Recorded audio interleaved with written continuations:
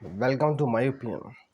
ఈ నెలలో ఆంధ్రప్రదేశ్ అసెంబ్లీకి వర్షాకాల సమావేశాలు నిర్వహించనున్నారు.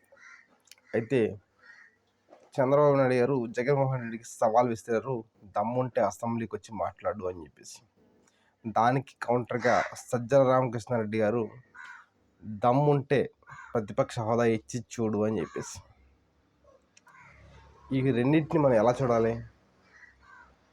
ప్రతిపక్ష హోదా ఇస్తే మాట్లాడే టైం ప్రతిపక్షానికి ఇచ్చి తీరాలి. మైకులు కట్ చేయడానికి ఇంకోటి చేయడానికి కుదరదు. కాబట్టి ఇక్కడ చంద్రబాబు నాయుడు గారు బ్యాక్ స్టెప్ తీసుకుంటున్నారు. అదే ఎమ్మెల్యేగా వచ్చి మాట్లాడదామంటే ఖచ్చితంగా మైక్ కట్ చేస్తారు అని జగన్మోహన్ రెడ్డి గారు నమ్ముతున్నారు. కాబట్టే వెళ్ళడానికి సంశయిస్తున్నారు.